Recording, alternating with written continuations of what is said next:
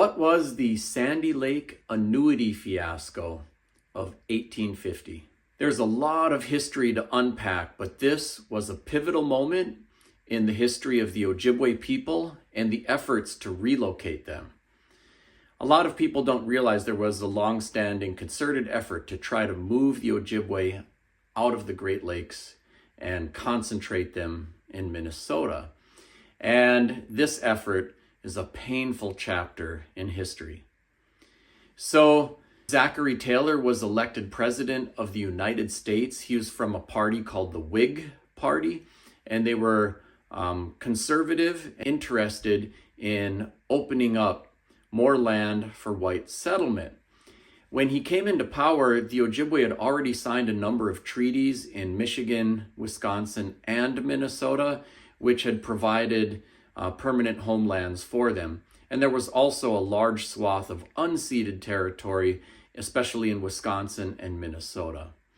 So pressure was starting to mount for land cessions, and President Taylor wanted to implement a removal policy to get the Ojibwe out of the region entirely. In order to do this, he signed an executive order for the removal of the Ojibwe and their concentration in Minnesota. And you've got to bear in mind, Wisconsin had just become a state in 1848. Minnesota was just organized as a territory in 1849. And Alexander Ramsey, who was the territorial governor from Minnesota, strongly supported Zachary Taylor. And so they were working together on these plans. People in Minnesota's early political movements favored the concentration and relocation of the Ojibwe in Minnesota because they believed that the resources of the U.S. federal government would follow the effort, and it would be beneficial to the state to have more of the quote-unquote Indian business coming their way. And Michigan and Wisconsin were quite happy to see the natives gone so they could open up those lands for white settlement. So the Ojibwe were not down with relocating, and in order to try to manipulate them, the U.S. government had owed them a lot of money and annuities from the treaties that they had already signed. So they decided to relocate the place where they would disperse annuities and rations and things like that from LaPointe in northern Wisconsin and other places where they had previously given annuities, and force everybody to come to Sandy Lake, which is in central Minnesota, in order to receive their annuities. This was frustrating for Ojibwe people, but many people came from the Upper Peninsula of Michigan and from Wisconsin by foot all the way to Sandy Lake in Minnesota. When they got there, the U.S. government did not pay their annuities. They refused to do that.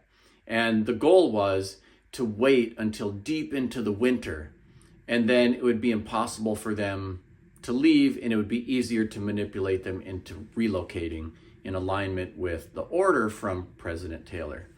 However, the government officials fed the Ojibwe rotten meat and moldy flour, and there were huge outbreaks of disease, dysentery and other diseases. Hundreds of people died on the spot, and hundreds more died as they left Sandy Lake running back home. It was a devastating event, caused a mass casualty among the Ojibwe people, and the Ojibwe never agreed and never signed a treaty agreeing to their relocation from their homes. So it was all manipulation tactics.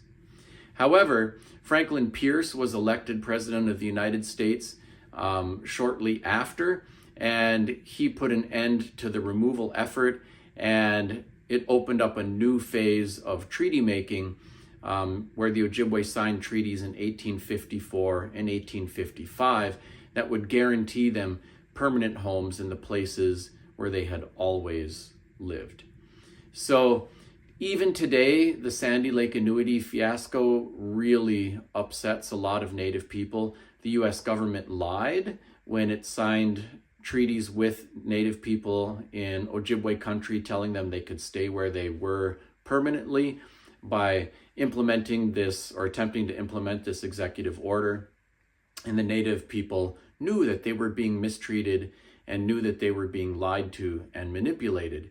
So it still bothers a lot of people. There's an annual commemoration of the Sandy Lake annuity fiasco at the site at Sandy Lake in central Minnesota.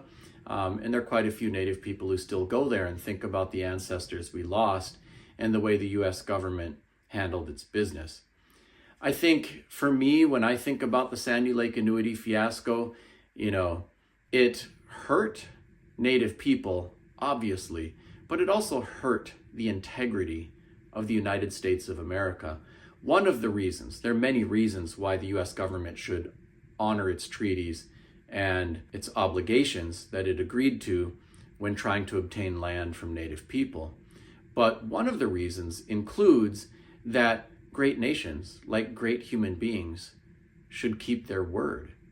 And America diminishes its own greatness when it lies, manipulates, or mistreats any group of people. And so remembering and honoring the Sandy Lake annuity fiasco is not just, a statement of paternalistic pity for the poor natives. It's about holding our US government accountable to its own self-stated values, decency, and integrity.